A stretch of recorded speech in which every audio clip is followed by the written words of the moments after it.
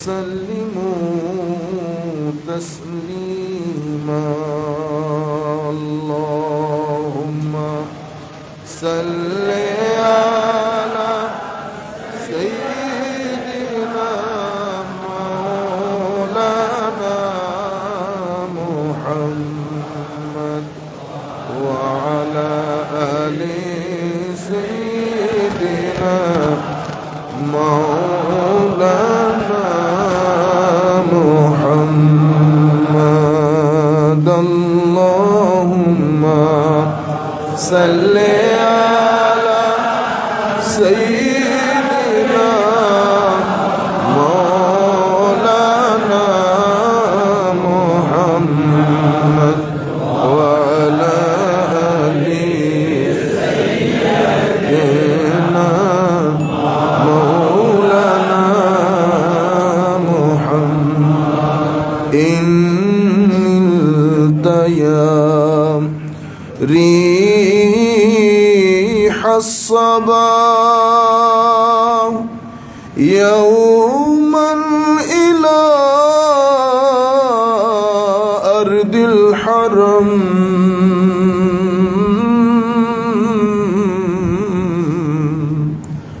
بلغ سلامي روضة فيها النبي المحترم اللهم صل على سيدنا مولانا محمد وعلى آل سيدنا مولانا محمد अल्लाह क्या जहन्नम अब भी न सर्द होगा अल्लाह क्या जहन्नम अब भी न सर्द होगा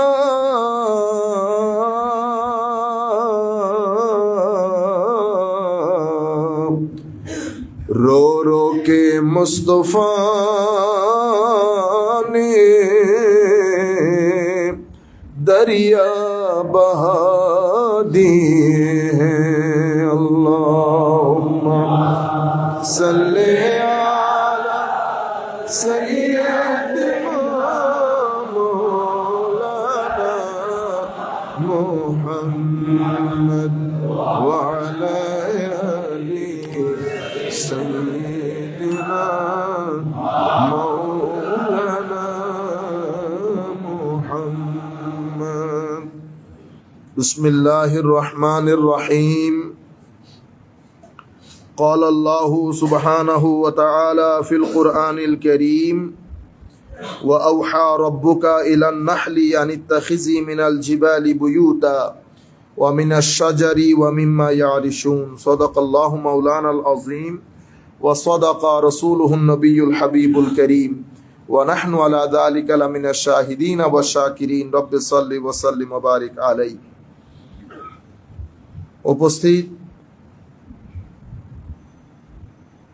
ঢাকার মগবাজারস্থ নয়াটোলার ঐতিহাসিক এই দরবারের সাথে সংশ্লিষ্ট জুমা মসজিদে অনুষ্ঠিতব্য জুমার নামাজে উপস্থিত সম্মানিত মুসল্লিয়ানি কেরাম, বিশেষ করে অত্র দরবারের সম্মানিত পীর সাহেব কেবলা হুজুর এবং দরবারের সাথে সংশ্লিষ্ট মুতাআল্লিকিন মুহিব্বিন মুরিদিন ওনার সাহেবজাদা এবং অনলাইনের মাধ্যমে যারা যেখান থেকে বসে আমাদেরকে দেখছেন বা শুনছেন, আমরা সকলের প্রতি সশ্রদ্ধ সালাম রাখছি। আসসালামু আলাইকুম ওয়া রাহমাতুল্লাহি তাআলা ওয়া বারাকাতুহু।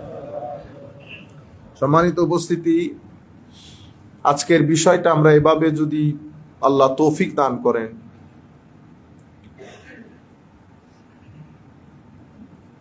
আমাদের জীবন পরিবর্তনের দিক নির্দেশনায়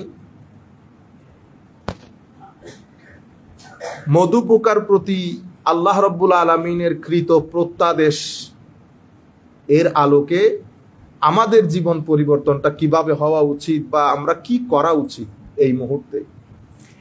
আমরা মূল জায়গায় যাওয়ার আগে আমি ইউথকে বিশেষ করে অ্যাড্রেস করে বলবো, আল্লাহ রাব্বুল আলামিনকে পাওয়া, পবিত্র কোরআনে একটা শব্দ ব্যবহার হয় আয়াত, ইন্না ফি যালিকা লাআয়াতিল লিকাওমিন ইয়াতাফাক্কারুন, ইন্না ফি যালিকা লাআয়াতিল লিউলিল আলবাব। মানে এই ঘটনায়, এই সৃষ্টিতে, তোমার সৃষ্টিতে নিশ্চয়ই যারা সায়েন্টিস্ট চিন্তা করে, গবেষণা করে, শিক্ষিত মানুষ, তাদের জন্য নিদর্শন রয়েছে। এই কথাটা আল্লাহ ঘুরিয়ে ফিরিয়ে আয়াত আয়াত অসংখ্যবার বলেছেন। এবং আলহামদুলিল্লাহি রব্বিল আলামিনের মধ্যে তো আল্লাহ কামাল করে দিয়েছে। পুরা পৃথিবীর নাম রেখেছেন আল্লাহ আলম, আলামিন, আলামিনের এক বচন আলম। আলম মানে চিহ্ন, নিদর্শন। আমরা যেভাবে চিহ্ন দেখে দেখে দেখে দেখে কোনো গোয়েন্দা যখন কোনো একটা বিষয়ে ইনভেস্টিগেট করে, তখন উনি অনেক ধরনের ঘটনা একসাথে জমা করে টেবিলের মধ্যে, পারসেপশন থেকে কনসেপশন, কনসেপশন থেকে নলেজ। তো উনি ধারাবাহিকভাবে টাকা পয়সা যদি না নেন, সত্যিকার অর্থে গবেষণা করলে নলেজ পর্যন্ত পৌঁছা যায়। কিন্তু আমি যদি ডান বাম থেকে করে ফেলি তাইলে তো গেছে, তো ওইটার কথা বলারও দরকার নেই। আপনি অনেক ঘটনা থেকে কিছু ঘটনা বাদ যাচ্ছে, এটা হবে না, এটা হবে না, এটা হবে না। 100টা থেকে পারসেপশন থেকে যখন কনসেপশনে পৌঁছাইছে, তখন দেখা গেছে 100 ঘটনার মধ্যে 90 ঘটনা মাইনাস হয়ে গেছে, আছে 10 ঘটনা। কনসেপশন থেকে যখন নলেজের স্টেজে পৌঁছেছে, তো 1 ঘটনা রয়ে গেছে বা 2 ঘটনা রয়ে গেছে, বাকি কিছু পড়ে গেছে, কিছু রয়ে গেছে। কেন? কারণ যেগুলা পড়ে গেছে সেগুলোর সাথে ঘটনার নিদর্শনের সাথে, আলামতের সাথে কোনো সম্পৃক্ততা নেই। আমরা কি করি, আলামত উদ্ধার করেন। তো আলামতের মাধ্যমে, আলামত মানে আরবির মধ্যে আলামা, বাংলার মধ্যে নিদর্শন। আলামত আমরা বাংলাতেও ব্যবহার করি, আলামত পাওয়া গেছে, নিদর্শন। এখন আল্লাহ বলছেন পুরা পৃথিবী হচ্ছে আল্লাহর নিদর্শন, পুরা পৃথিবী আল্লাহর নিদর্শন। কিন্তু সেই নিদর্শনটুকু বোঝার জন্য আপনাকে আমাকে চিন্তা করতে হবে, আমাদের যে পারসেপশন, আমাদের সেন্স অফ পারসেপশন, যেটা পঞ্চ ইন্দ্রিয় বলি, সেগুলাকেও কাজে লাগাতে হবে। তা আমার আল্লাহ স্বাভাবিকভাবে, আমি যদি নিজের সৃষ্টির দিকে নিজে দৃষ্টি দেই, হায় হায়, বিলিয়ন অফ সেলস আল্লাহ আমার ভিতরে বানিয়েছেন, বিলিয়ন অফ সেলস আল্লাহ আমাকে দান করেছেন। আপনি যদি পড়েন, আমাকে, আমাদের ইংল্যান্ডের মসজিদের যিনি ইমাম, সে আবার মাইক্রোবায়োলজির উপর পিএইচডি করতেছে, সে যখন আমাকে ভিতরের ঘটনাগুলা বলে, ও বলতেছে হুজুর, ভিতরে কি হচ্ছে না হচ্ছে এটা যদি মানুষ ভালো করে জানতে পারে, আল্লাহর দরবারে কুদরতির কদমে সিজদা দেওয়া বাদে তার কোনো গত্যন্তর থাকবে না। ও এত অ্যামেজিং, এত সেনসিটিভ। ও যখন আমাকে ব্রেইনের কথাগুলা বোঝাচ্ছে, ব্রেইন কি জিনিস, কিভাবে কাজ করে, সুবহানাল্লাহি বিহামদিহি সুবহানাল্লাহিল আযীম। এভাবে আমার ভিতরে আল্লাহ বিলিয়ন অফ সেলস বানিয়েছেন, যার প্রত্যেকটা সেল আল্লাহর কুদরতে, ইলমে, হিকমতে নিদর্শন বহন করে। ঠিক সেভাবে আপনি যদি গ্যালাক্সির দিকে তাকান, আপনি যদি একটা গাছের দিকে দৃষ্টিপাত করেন, গাছ কেমনে খাদ্য আহরণ করে মাটি থেকে, আজের বিষয় না। গাছ মাটি থেকে খাদ্য আহরণ করে, সেই খাদ্যের মাধ্যমে নিজের ফ্রুট যা কিছু আমরা পাই, তা তো আর এমনিতে আসে না, জমিনের মধ্যে কিছু জিনিস আল্লাহ রেখে দিয়েছে। এই নিদর্শনগুলো যখন আপনি দেখবেন, মানুষ হিসেবে আমার চিন্তা করা দরকার যে আমাকে যিনি বানিয়েছেন উনি কেন বানালেন, একটা কারণ থাকবে না। বর্তমান সময়ে পৃথিবীর সমগ্র সৃষ্টির মধ্যে আমরাই মানব সৃষ্টি, আমরা নিজেরা সর্বশ্রেষ্ঠ দাবি করি, ঠিক, কিন্তু সময়কে সবচেয়ে বেশি কিল করি আমরা।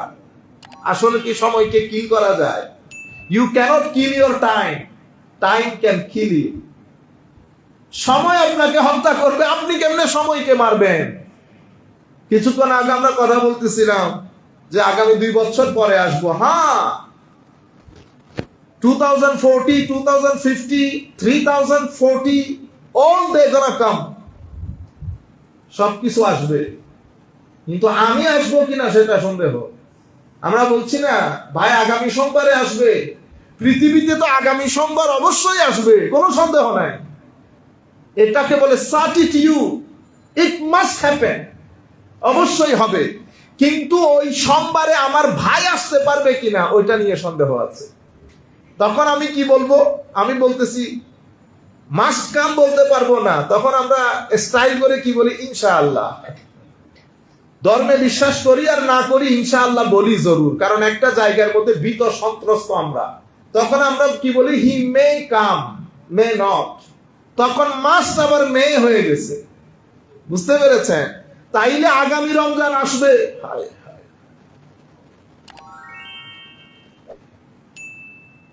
আগামী রমজানের মধ্যে আমরা এখান থেকে কয়জন যাব, কয়জন থাকবো, এটার ব্যাপারে আমাদের চিন্তা করা দরকার। রমজান তো আসবে ঘুরে ফিরে, কুরবানিও আসবে ঘুরে ফিরে, কিন্তু কুরবানি আর রমজানের মধ্যে আমি থাকবো কিনা এটা বড় প্রশ্ন। আমি আমাদের ইউথকে বিশেষ করে বলবো, এই বিষয়গুলা নিয়ে বাসায় একটু চিন্তা করবেন। সময়টা, জীবনটা আমরা অন্যদিকে ঘুরিয়ে নিয়ে যাচ্ছি, আমরা টাইমকে ওয়েস্ট করতে পারবো না। যেই ব্যক্তি টাইম ওয়েস্ট করে, অপচয় করে, সেই ব্যক্তি আর যাই হোক জীবনে কিছু করতে পারবে না। কারণ আপনাকে দেওয়া আল্লাহর বড় নিয়ামতের মধ্যে প্রথম নিয়ামত হচ্ছে সময়, হায়াত, যেটা আল্লাহ আপনাকে দান করেছেন। হায়াত এখন বুঝতেছেন না, কারণ হায়াতের মধ্যে আছেন। যখন মৃত্যু তথা আপনি যখন মুভ করতে পারবেন না, তখন বুঝবেন মুভ করার নিয়ামত কাকে বলে। এখন আপনি সুস্থ আছেন, আমার নবী সাল্লাল্লাহু আলাইহি ওয়াসাল্লাম বলছেন আপনি সুস্থ, তো সুস্থতার মধ্যে অসুস্থতা, এটা আপনি এখন বুঝতে পারতেছেন না, তাই সেই কারণে সুস্থতার নিয়ামতকে আপনি অনুধাবন করতে পারছেন না। আমার নবী সাল্লাল্লাহু আলাইহি ওয়াসাল্লাম বলছেন অসুস্থ হওয়ার আগে সুস্থতাকে বোঝার চেষ্টা করো। সিকনেস আসার আগে আমি যে এখন আমাকে আল্লাহ রাব্বুল আলামিন ভালো রেখেছেন, এটা অনুধাবন করার কথা বলেছেন আমাদেরকে। এই দুনিয়ার মধ্যে সবচেয়ে বেশি সতর্ক অবস্থায় টাইম অতিবাহিত করেছেন কারা বলতে পারবেন? আল্লাহর ওলিরা। কারা? আল্লাহর ওলি। আল্লাহর ওলিদের চেয়ে বেশি সময়ের মূল্যায়ন রুয়ে জমিনের মধ্যে কেউ করতে পারে না। এই জন্য তাদেরকে বলে man of mindfulness and awareness. ইমাম কুশাইরি রহমতুল্লাহি আলাইহি ওনার রেসালা কুশাইরিয়ার মধ্যে আলাদা একটা চ্যাপ্টার করেছেন, সময়ের চ্যাপ্টারের নাম দিয়েছেন সময়। আমাদের জীবনের জন্য এতটাই গুরুত্বপূর্ণ সময়, কারণ দেখেন কিছুদিন আগে এক ভদ্রলোক আমেরিকাতে মিনিস্টার হয়েছে, আমার মনে ভাইস প্রেসিডেন্ট হয়েছে। ভদ্রলোক লেখাপড়া করেন নাই, কিন্তু ভাইস প্রেসিডেন্ট হওয়ার পরে তার ভিতরে বেকুলতার শেষ নাই। কাশ আমি যদি একটু পড়তাম, কাশ আমি যদি একটু পড়তাম। আমাদের ছেলেরা এখন 7, 8, 9, 10 পড়ে। আমরা চেষ্টা করি যতটুকু সম্ভব সময়টাকে লস করা কেমনে যায়। বাসায় গিয়ে চেক করে দেখেন, আমার মোবাইল ইউজ, আমার টেলিফোন ইউজ, আমার টেলিভিশন। আমরা টেলিভিশন দেখতে এগুলো নিষেধ করতেছি না, আপনারা আবার মিসআন্ডারস্ট্যান্ড করিয়েন না বেটা।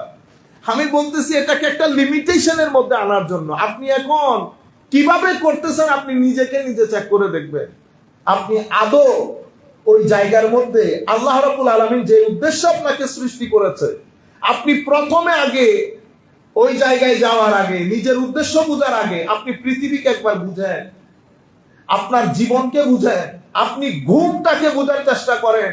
রাতের বেলা আপনি ঘুমান কেন? কি ঘটনা ঘটে? কই দিনের বেলাতে এভাবে ঘুম আসে না। রাতের বেলা ঘুমের পরে যখন সকালবেলা উঠেন আপনি ফ্রেশ হয়ে যান।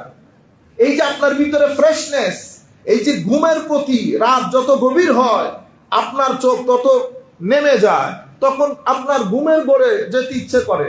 এগুলো আপনার জন্য একটা গবেষণার বিষয়, কিন্তু আপনি কারণ আল্লাহ রাব্বুল আলামিন আপনাকে আকলের মতো লতীফ রব্বানি আজিম এক নিয়ামত দান করেছেন, যেটা সৃষ্টির অন্য কাউকে আল্লাহ দান করেন নাই। তো এখন যেই আকল আল্লাহ দান করেছেন, এটা যদি আপনি ইউজ না করেন তাহলে তো ইউজলেস হয়ে গেছে।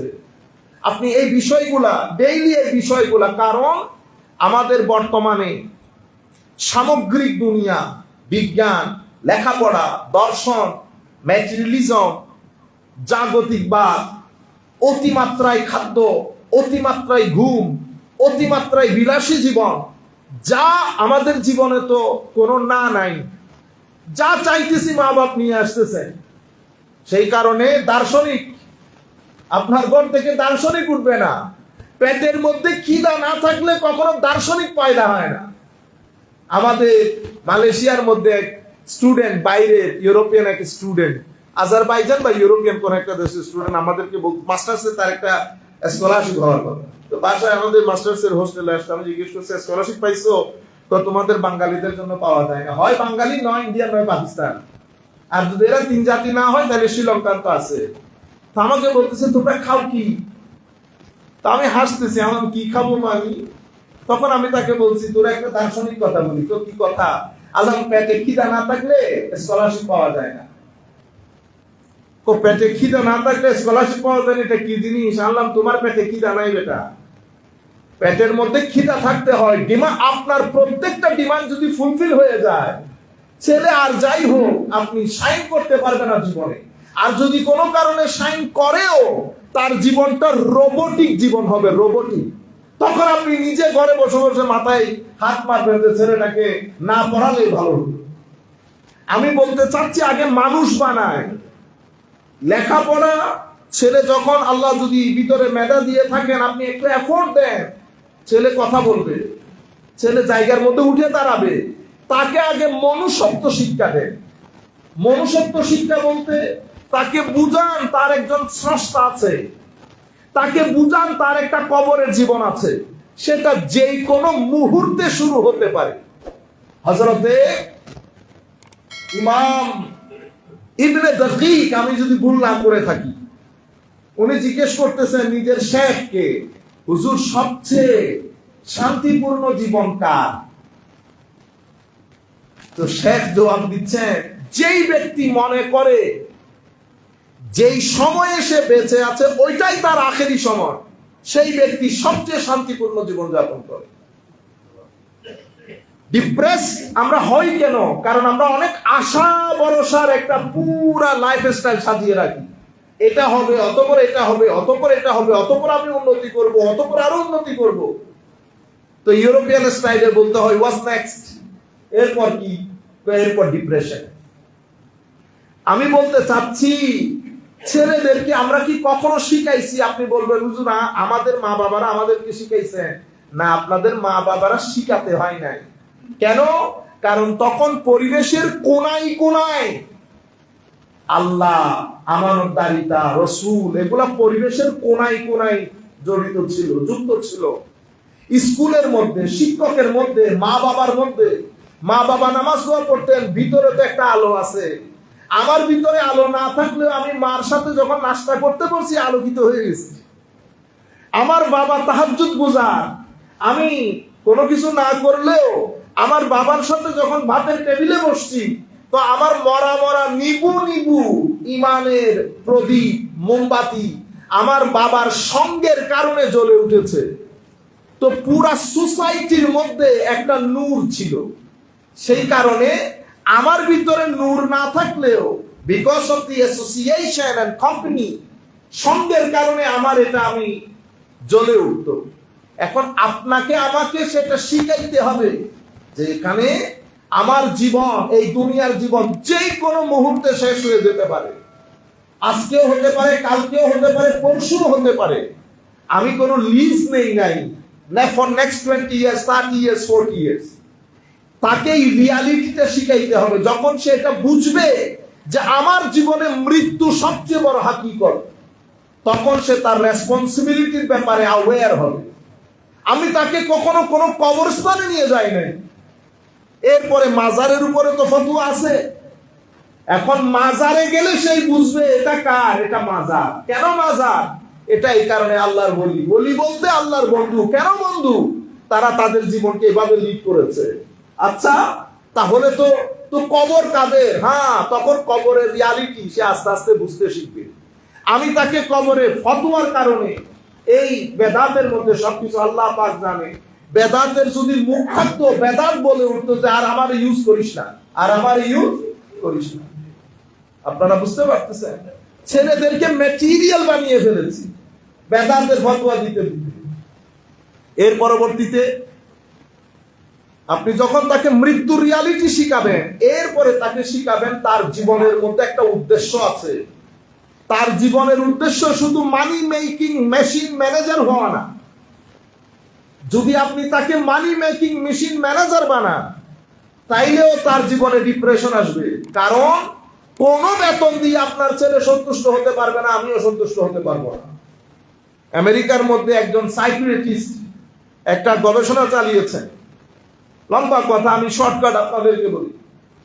$2 লাখ যেই ব্যক্তির ইনকাম, তাকেও ইন্টারভিউ করেছে। $1 লাখ যেই ব্যক্তির বাৎসরিক ইনকাম, তাকেও ইন্টারভিউ করেছে। $50,000 যার বাৎসরিক ইনকাম, তাকেও ইন্টারভিউ করেছে। প্রত্যেক ব্যক্তির জবাব এক ধরনের, কি না, চাকরি যখন পেয়েছি অনেক খুশি ছিলাম, কিন্তু আসলে এখন তো খরচ বেড়েছে, আর একটু বেশি হলে। 50,000-টাও বলতেছে আর একটু বেশি হলে, $2 লাখ বলতেছে আর একটু বেশি হলে। তখন উনি বলতেছেন, আসলে আমাদের ডিমান্ডে কোনো সীমা পরিসীমা নাই। তো আপনি যখন ডিমান্ডের মুখে লাগাম না লাগাবেন, তখন সেই তো যেই কারো জমিনের মধ্যে মুখ লাগাবে। ডিমান্ডের মুখে যদি লাগাম না লাগান, এটা এক সময় আপনার সন্তানকে ডিপ্রেশনের দিকে নিয়ে যাবে। এক সময় আপনার সন্তানকে অ্যান্টি সোশ্যাল বিহেভিয়ারের দিকে নিয়ে যাবে। এক সময় আপনার সন্তানকে করাপশনের দিকে নিয়ে যাবে। সুতরাং এই মৌলিক জিনিসগুলো আমরা আমাদের সন্তানদেরকে শিখাতে পারছি না। আমরা মূল যে জিনিস, যা আমাদেরকে স্ট্রাগল করতে হবে, এফোর্ট দিতে হবে। এখন ছেলে যা চাই তা দিয়েছেন। 13-14 বছর যখন ছেলে হয়েছে, একদিন আপনি রাগ করে বলতেছেন না এটা দেওয়া যাবে না, ছেলে তখন রিঅ্যাক্ট করা শুরু করেছে। ছেলে যখন রিঅ্যাক্ট করছে, আপনি দৌড়তে দৌড়তে ঘরে কেঁদে কেটে একাকার। এতদিন পর্যন্ত যে ছেলের জন্য করলাম, একটা জিনিস না দেওয়াতে ছেলে রিঅ্যাক্ট করা শুরু করেছে। গন্ডগোল হয়ে গেছে কোথায়? স্বর্ণের ডিজাইন দিতে হয়, স্বর্ণ যখন নরম থাকে তখন। স্বর্ণ শক্ত হয়ে গেলে ডিজাইন দেওয়া যায় না। ছেলেদের, মেয়েদের আপনি যদি কিছু দিতে চান, 1 থেকে 10 বছরের মধ্যে দিয়ে ফেলতে হবে। কারণ 10 বছরের পরে বা 8 বছরের পরে, ইভেন 7 বছরের পরে, গবেষকরা বলতেছেন প্রত্যেকের আলাদা আলাদা লাইকিং ডিসলাইকিং হয়ে যায়। 4 বছরের মেয়েকে 3 বছরের বাচ্চাকে মা কাপড় যেটা দিয়েছেন সেটা পরেছে। 5 বছর হওয়ার পরে সে এখন বলতেছে না এটা পরবো না, এটা পরবো, এটা পরবো না, এটা পরবো। আপনি ওই 10 বছরের মধ্যে ছেলে এবং মেয়েকে যা কিছু দেবেন, এভাবে সে রিঅ্যাক্ট করবে। আবার আপনি 10 বছরের মধ্যে কোনো জিনিস তাকে দেন নাই। 10 বছর পর্যন্ত আমি শুধু কোরআনের তালিম দিয়েছি, কেন কোরআন পড়তে হবে। এর পরবর্তীতে ছেলে কোরআন পড়েছে কিনা কোনোদিন, আমি নিজেও তো করি না, ছেলের পড়ার কথা কি বলবো। এগুলা হচ্ছে আমাদের ডেইলি প্র্যাকটিসের সাথে ইনভলভ। কোরআনের শিক্ষা বা কোরআনের রিসিটেশন, কোরআন পাঠ করা, এটা তো আমার 2 বছর 3 বছরের বিষয় না। আমরা যেমন প্রত্যেকদিন মেডিসিন নেই, আপনি প্রত্যেকদিন আপনার সন্তানকে কোরআন পড়াতে হবে। কেন? কারণ তার পেটের খিদার সাথে সাথে মনের খিদা যদি না মিটান, তাহলে তো সে পৃথিবীর মধ্যে ব্যালেন্সড লাইফ লিড করতে পারবে না। পেটের জন্য যেমন ব্যালেন্স ডায়েট আছে, রুহের জন্য ঠিক সেরকম ব্যালেন্স ডায়েট আছে। আমি যদি আমার সন্তানকে নামাজ না পড়াই, আপনি করেন 10 বছর দেখবেন আপনার ছেলে ভিতর থেকে, কারণ I am not physical being only. ওয়েস্টের মধ্যে একটা বড় রিসার্চ না, are we physical being having spiritual experiences, or we are spiritual being having physical experiences. আমরা কি আসলে শুধু শরীর কিছুটা আধ্যাত্মিকতা নিয়ে না, অথবা আমরা কি শুধু আধ্যাত্মিক একটা সৃষ্টি কিছুটা ফিজিক্যাল এক্সপিরিয়েন্স নিয়ে? ঘটনা এরকম, আমার আল্লাহ বলছেন সেরকম না। আমি তোমাকে শরীর দিয়েছি, মন দিয়েছি, শরীর এবং মনের মধ্যে আমার ধর্মের মধ্যে একটা ব্যালেন্স তৈরি করে দিয়েছে। আমার আল্লাহ বলছেন না, ইয়া আইয়ুহাল্লাযীনা আমানু ইযা নুদিয়া লিস-সালাতি মিন ইয়াউমিল জুমআতি ফাসআউ ইলা যিকরিল্লাহ। জুমার আওয়াজ শুনবো, আমরা জুমার নামাজে চলে যাব। জুমার নামাজের পরে কি করব? ফাইজা কুদিয়াতিস সালাত ফান্তাশিরু ফিল আরদ ওয়াবতাগু মিন ফাদলিল্লাহ। নামাজ শেষ, আপনি আপনার কাজ শুরু করে দেন। আমাদেরকে বলা হয়েছে আমরা আর কি কি কাজ করব? তো আমরা যেহেতু আল্লাহর সৃষ্টি, সর্বশ্রেষ্ঠ সৃষ্টি, আমাদের একটা সম্পর্ক আল্লাহর সাথে, একটা সম্পর্ক নবীর সাথে, একটা সম্পর্ক সৃষ্টির মানুষের সাথে, আর একটা সম্পর্ক পৃথিবীর সাথে। এখন আমার আল্লাহ রাসূলের মাধ্যমে আমাদেরকে পুরো প্যাটার্ন অফ লাইফ শিক্ষা দিয়েছে। আমরা আল্লাহর সাথে সম্পর্কটা, আল্লাহর সাথে আমার সম্পর্কে একটা ইবাদতে, আর একটা আল্লাহর সৃষ্টির খেদমতে। আল্লাহর সৃষ্টির খেদমতের, এটা হচ্ছে আল্লাহর সাথে আমার রেসপন্সিবিলিটি এবং আমাকে এটা পূরণ করতেই হবে। আরেকটা রাসূলে পাক সাল্লাল্লাহু আলাইহি ওয়াসাল্লামের সাথে। আফসোসের বিষয় হচ্ছে আমরা কখনো আমাদের সন্তানদেরকে বিষয়টা শিক্ষাই দেই নাই। আমার নবীর সাথে আমাদের সম্পর্ক প্রথমে আনকন্ডিশনাল লাভ, আমার নবীর প্রতি অকৃত্রিম প্রেম এবং ভালোবাসা, শ্রদ্ধা, সম্মান বোধ। আমি যখন, আমার সন্তান যখন ঘরে দেখবে আমার মা বাবা রাসূলে পাকের প্রতি এভাবে সম্মান প্রদর্শন করে, তাইলে এটা ছোট থেকে আমার সন্তান সেটা নিয়ে বড় হবে। আপনি 10-12 বছরে তাকে কখনো শিক্ষা দিতে হবে না রাসূলকে ভালোবাসতে হবে, এটা শিক্ষা দিতে হবে না। সে মা হল থেকে ওইটা রিসিভ করে নেবে, সাকার মেশিনের মতো সাক করে নেবে। এরপরে আমার নবীর সাথে দ্বিতীয় সম্পর্ক এতাআত, আমার নবীর তালিমাতের পূর্ণাঙ্গ অনুসরণ। মনে রাখবেন, তালিমাতে রাসূলের পূর্ণাঙ্গ অনুসরণের সাথে কবরের সম্পর্ক না। শুধু দুর্ভাগ্যের বিষয়, আমরা সবকিছু কবরের সাথে তুলে দিই। কবরের মা বাবারাও বলে এটা না করলে কবর, কবর দূরের কথা, কবর রাখেন, এটা আল্লাহর হাতে ছেড়ে দিলাম। আমি দুনিয়ার কথা বলে, আপনার কি মনে হয় আমার নবীর তালিমাত বাদ দিলে আপনি দুনিয়াতে শান্তিতে থাকবেন? যদি দুনিয়াতে কেউ শান্তিতে থাকতো, আমি সব সময় বলি ইউরোপ, আমেরিকা, স্ক্যান্ডিনেভিয়ান কান্ট্রি, এরা তো শান্তি বিক্রি করতে পারতো। আপনার দেশে আমরা কিনে আনতে পারতাম শান্তি, কিন্তু না, শান্তি নাই, ইতমিনানে কলব নাই, পিস অফ মাইন্ড নাই। এত কিছুর পরেও মানুষ টেনশনের ভিতরে, যার কারণে শুক্রবার এবং শনিবার আপনাকে সারা রাত মদ্যপান করে আপনার মাথাকে ঠিক রাখতে হয়। আমরা কি মদ্যপান করি? না। আমরা পাঞ্জে গানে নামাজ আইসা গুইরা গেলে আমাদের সব লাইন হয়ে যায়, কিন্তু আমার সন্তানেরা মসজিদে আসতেছে না। আপনার জীবনের রাস্তা দুইটা, হয় মসজিদে আসবেন নতুবা ওই জায়গায় যাবেন, সিদ্ধান্ত আপনার। আমার নবী মসজিদের রাস্তা শিখিয়ে দিয়েছে, কারণ এটার সাথে আখিরাত জড়িত।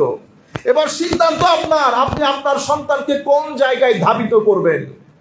এখানে দুইটা জায়গা জমা হওয়া, একটা মসজিদ, মাজার, আরেকটা হচ্ছে জমা হওয়ার জায়গা থিয়েটার এবং সিনেমা। যদি থিয়েটার এবং সিনেমার দিকে যান, এটা আপনাকে একটা জায়গায় নিয়ে যাবে ডে আফটার ডে, কারণ প্রত্যেক ক্রিয়ার একটা প্রতিক্রিয়া আছে। আপনারা, আমি কোন অর্থে বলছি আপনারা বুঝতে পারছেন। নাটক, সিনেমা ওখানেও জমা হয়, থিয়েটারের মধ্যে এখানেও জমা হয়।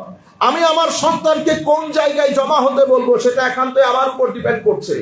আমার নবীর তালিমাত বলছে এটা জমা হওয়ার জায়গা, এটাকে কালেকটিভনেস, আমরা বলি না কংগ্রিগেশনাল প্রেয়ার, আমরা বা জামাত নামাজ আদায় করব, বা জামাত এটা করব। এখন আপনি এটা না করে ওইটার দিকে ধাবিত করেছেন, তো ওইটারও একটা প্রতিক্রিয়া আছে, এটারও একটা প্রতিক্রিয়া আছে। এটার প্রতিক্রিয়া কি? এটার প্রতিক্রিয়া হচ্ছে আখলাক সেফ থাকবে, আখলাক সুন্দর থাকবে, নাম্বার 1। আপনার ভিতরে পিস অফ মাইন্ড থাকবে, নাম্বার 2, 3।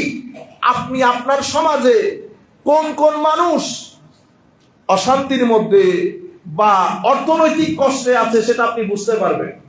তাদেরকে সহযোগিতার মাধ্যমে আপনার জীবন সেটেল করার একটা সুযোগ পাবেন। আপনি যদি এই জায়গায় না করে ওই জায়গায় যান, সেটারও একটা প্রতিক্রিয়া আছে। সেটা নিতে নিতে আপনাকে কত তলে নিয়ে যাবে, আল্লাহ আমাদেরকে রক্ষা করুন।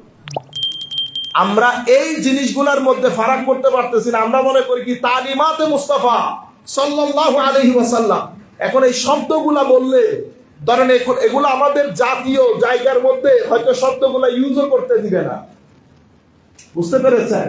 তো এগুলার কনসিকুয়েন্স আমাকে ভোগ করতে হবে। আমি আপনাদেরকে বলতে চাচ্ছি, সন্তানদেরকে যখন আপনি আমার নবীর আদব তাজিম শিক্ষা দেবেন, আমার নবীর তালিমাতের আনুগত্য অনুসরণ শিক্ষা দিবেন, ছেলেদের মধ্যে ধর্মের নাম দিয়ে কখনো খারিজিয়ত আসবে না, কখনো শিইয়ত আসবে না। ধর্মের নাম দিয়ে মসজিদ মাদ্রাসার মধ্যে ফিতনা ফাসাদ করা, এই জিনিসটাও আসবে না। কারণ সে ঘর থেকে এডুকেটেড হয়ে বের হয়েছে। আগে হয়েছে? হয় নাই। এখন হচ্ছে, কারণ ছেলে এডুকেটেড না, ছেলে শিখেই নাই। তৃতীয় যে জিনিস, মানুষের সাথে আমার সম্পর্ক কি হবে। মানুষের সাথে আমার দুই তিন জায়গায় সম্পর্ক। একটা, আমার এক জায়গার মাধ্যমে আমার স্পিরিচুয়াল ডেভেলপমেন্ট হবে, আরেক জায়গার মাধ্যমে আমার এথিক্যাল ডেভেলপমেন্ট হবে। আমার একটা সোশ্যাল লাইফ আছে, একটা মোরাল লাইফ আছে, একটা স্পিরিচুয়াল লাইফ আছে। সোশ্যাল লাইফের মধ্যে আমি যদি শিক্ষা দেই, এটা আমার মা বাবা, এটা তোমার চাচা চাচি, এটা জ্যাঠা জেঠি, এটা আত্মীয় স্বজন, এটা উস্তাদ, এটা বড়, মনে রাখবা এরা হচ্ছে আমাদের সবচেয়ে সম্মানের। এগুলা যখন আপনি আপনার সন্তানকে শিক্ষা দেবেন এই আন্দাজে, যেভাবে আমার নবী শিখিয়েছেন, অতঃপর পৃথিবীর সাথে আমার সম্পর্ক, পৃথিবীর সাথে আমার সম্পর্ক আমি কোরআনের দুই তিনটা শব্দ দিয়ে আপনাদেরকে বলি। কোরআনের মধ্যে দুই তিনটা পেশার কথা উল্লেখ আছে, পেশা, প্রফেশন। একটা হচ্ছে কৃষক, কৃষিকাজ। তো কৃষিকাজের মধ্যে আমার আল্লাহ কোরআনে পাকের মধ্যে একটা আয়াতই আছে, আমনাহনু জারিউন। আল্লাহ নিজেকে কৃষি কাজে ওই স্পেশালিটিকে আল্লাহ নিজের দিকে ইঙ্গিত করেছেন। আমি আর সব অনুবাদ করব না, অনুবাদ করতে গেলে আল্লাহর সাথে অসমীচীন হবে। যিনি কৃষি কাজ করে তাকে কৃষক বলে। আল্লাহ এই কৃষি কাজের সম্পর্ক নিজের দিকে নিসবত করেছেন। এই কাজ কত মহান, কত আজিম। কেন? কারণ এই কৃষকরা মাথা থেকে পা পর্যন্ত ঘাম জড়িয়ে মানুষের খাদ্যের ব্যবস্থা করে, অনেকটা রিজিক দাতা, অন্নদাতার মতো। এই কারণে এই মহান পেশাকে, যেটাকে আমরা পদতলে পিষ্ট করে দিয়েছি, কৃষক রাত দিন জমিনের মধ্যে খাটে, সে পায় না 10 টাকা, মাঝখানে দালাল জুটে সে নিয়ে যায় 100 টাকা। পরে আমরা আস্তে আস্তে কৃষি মানুষ, কৃষক কৃষিকাজ বন্ধ করে দিতে শুরু করেছে।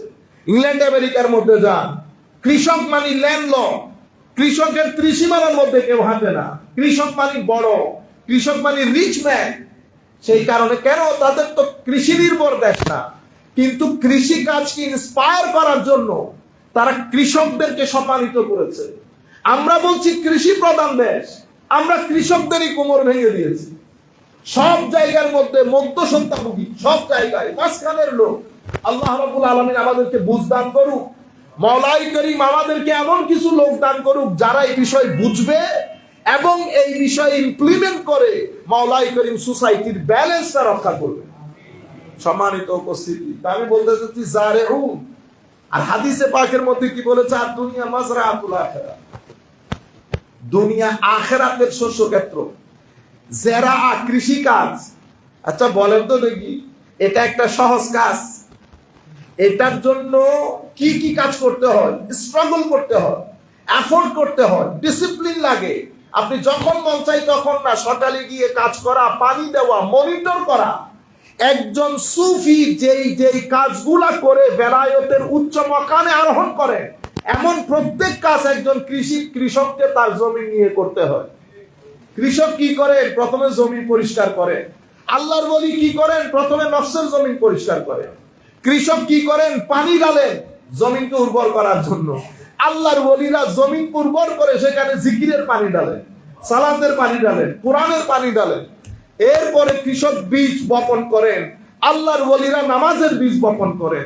এরপরে কৃষক আগাছা, এর পরবর্তীতে মনিটর করেন। কি করেন? মনিটর, কোন আগাছা উঠতেছে কিনা, কোনো অসুবিধা হচ্ছে কিনা, গাছ কোনো বাঁকা হয়ে যাচ্ছে কিনা, এই মনিটরিংকে আমাদের সুফিয়ায়ে কেরামের পরিভাষায় বলা হয় মুজাহাদা এবং মুশাহাদা। অর্থাৎ নিজেকে নিজে মনিটর করা, এখানে কোনো আকাশা উঠতেছে কিনা। এর পরবর্তীতে কৃষক কি কাজ করে? এর পরবর্তীতে কৃষক কোন যদি আগাছা উঠে, আনওয়ান্টেড কোনো কিছু যদি তাকে, এটাকে আপরুট করে, এটাকে ফেলে দেয়। আল্লাহর ওলিরাও যদি দেখে কোন একটা গুনাহ পঞ্চ ইন্দ্রিয়ের মাধ্যমে হয়ে গেছে, তওবার মাধ্যমে, জিকিরের মাধ্যমে, তিলাওয়াতে কোরআন, দরুদের মাধ্যমে, তাহাজ্জুদের মাধ্যমে এটাকে আপরুট করে। শেষ পর্যন্ত কৃষক সফল হয়ে কদু বা ধান ঘরে আনে, শেষ পর্যন্ত এই ব্যক্তি সফল হয়ে আল্লাহর বান্দা থেকে বন্ধুতে পরিণত হয়। জিনিস একই, ধরন ভিন্ন। আমি আপনাদেরকে বলতে চাচ্ছি, এরপরে ব্যবসার কথা আল্লাহ বলেছেন, প্রত্যেক জায়গার মধ্যে দেখবেন এফোর্টের কথা উল্লেখ আছে। সময় সংক্ষিপ্ত যেহেতু, আমি মধুপোকার যে কথা আপনাদেরকে আমাদের জীবনের সাথে সংশ্লিষ্ট, বিশেষ করে ইউথের জন্য বলবো। কোরআনে পাকের মধ্যে আল্লাহ ইরশাদ করছেন,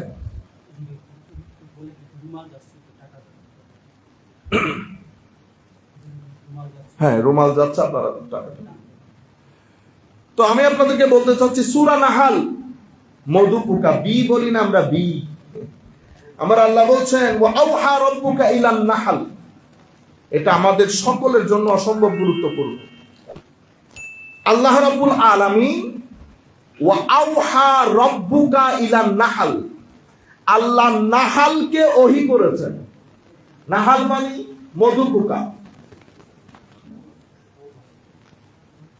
আল্লাহুম্মা সাল্লি আলা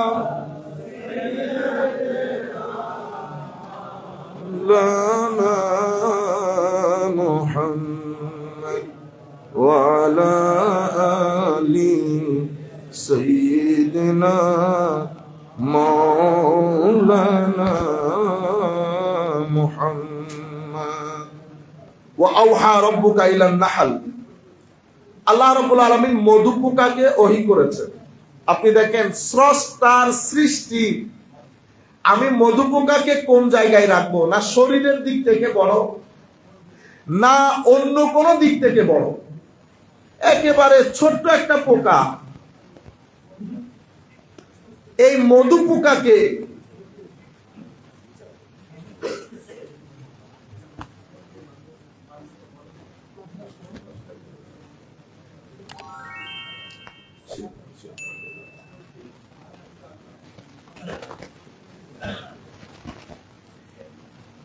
এখন মধুপোকাকে ওহী করা হয়েছে। তো ওহী যেই ব্যক্তির কাছে আসে উনি নবী হয়ে যান। এখন কি আমরা মধুপোকাকে নবী বলবো? কারণ কোরআনে পাকের মধ্যে আল্লাহ বলছেন ওয়া মা কানা আল্লাহু, মানে আল্লাহ রাব্বুল আলামিনের জন্য সমীচীন না কোন মানুষের সাথে কথা বলা। হ্যাঁ বলেন কিভাবে? ওহীর সূরতে, ওহীর মাধ্যমে, ওহী প্রেরণ করে। তো যাকে আল্লাহ ওহী প্রেরণ করেন উনি তো নবী হয়ে যান। তাহলে মধুপোকাকে কি আমরা নবী বলবো? সেই কারণে কোরআন নিজে নিজে বুঝতে গেলে ঝামেলা। এই কারণে কোরআনের জন্য একজন পাক্কা উস্তাদ দরকার হয়। সেই উস্তাদ যেই ব্যক্তি তার উস্তাদের পক্ষ থেকে অনুমতি প্রাপ্ত শিক্ষা দেওয়ার জন্য, নতুবা তো রাস্তাঘাট থেকে যে কোনো একজন উঠে শিক্ষা দেওয়া শুরু করবে। সেই কারণে আমাদের ইসলামিক ক্লাসিক্যাল সায়েন্সের মধ্যে সনদ অসম্ভব গুরুত্বপূর্ণ জিনিস। সনদ মানে আমার chain of permission. Chain of permission বলতে আমি যেটা শিক্ষা দিচ্ছি ওইটা শিক্ষা দেওয়ার পারমিশন আমার শিক্ষক আমাকে দিয়েছেন কিনা। আমার ক্লাসের মধ্যে 100 জন শিক্ষার্থী আছে, 2-3 জন শিক্ষার্থী বাদে বাকি তো সবাই শুধু মাথা নাড়াইছে, বুঝছো কি বুঝছি, বুঝছো বুঝো নাই বুঝি নাই। আমাদের শিক্ষক বলতেন সে বুঝছে কি বুঝে নাই ওইটাই বুঝে নাই। আপনারা বুঝতে পেরেছেন? সেই কারণে সোফিস্ট যারা গ্রিসের পূর্ববর্তী যুগে বড় বড় দার্শনিক পিথাগোরাস থেকে শুরু করে এক্সিগোরাস, ওরা এই সম্প্রদায়ের অন্তর্ভুক্ত। এদেরকে সুফাস্তাইয়া বলে আমরা ইসলামিক ক্লাসিক্যাল সায়েন্সে। তাদের একটা দল আছে আল্লাহ আদরিয়া, মানে না শিক্ষক হওয়ার জন্য আলাদা কিছু দরকার হয়। আমাদের ইসলামিক ক্লাসিক্যাল সায়েন্সের মধ্যে সেই কারণে সনদ ব্যতীত কাউকে শিক্ষকের মজলিসে বসানো হয় না। সেই কারণে আমরা আগে সনদ জিজ্ঞেস করি, আপনাকে পারমিশন কে দিয়েছে? তখন আপনি বলবেন আমি আর কত বড়, আল্লাহর এলহামও কত বড়। দেখেন এলহাম কি, আল্লাহ তার বিতর্কত ভাবে ইনবিল্ট ভাবে আল্লাহ তাকে জানিয়ে দিয়েছেন তার দায়িত্ব এবং কর্তব্য কি। এবং জেনারেশন টু জেনারেশন মধু পোকা আল্লাহ যেই কারণে তাদেরকে প্রত্যাদেশটা করেছেন, আজকের দিন পর্যন্ত কোন মধু পোকা, আল্লাহ যেহেতু মধু পোকাকে একটা আজিম দায়িত্ব দিচ্ছেন, সেই হেতু প্রথমে তাদের বাসস্থানকে ঠিক করতে বলেছেন। কারণ বাসস্থান যদি ঠিক না হয়, বাসস্থান কিন্তু মানুষের অন্তঃকরণের মধ্যে একটা ইমপ্যাক্ট করে। সকালবেলা আপনি বসবাস করবে হয় পাহাড়ের চূড়ায়, নতুবা গাছে, নতুবা ছাদে। আচ্ছা, প্রথম জিনিস। এরপরে কি করব? তো এরপরে সুম্মা কুলি মিন কুল্লি সামারাত, যেখানে সেখানে মুখ দিতে পারবা না, যা মন চাই খাইতে পারবা না। পবিত্র হালাল ভালো ফুড তোমরা বক্ষণ করবে। কেন মাওলা? মাছি তো সব জায়গায়। তুমি তোমার প্রতিপালকের পক্ষ থেকে নির্ধারিত রাস্তা যেভাবে নেভিগেট করা হয়েছে, সেই নেভিগেশন অনুযায়ী তোমার পথ চলা হবে। কি 4 নাম্বার কি? তো 4 নাম্বার হচ্ছে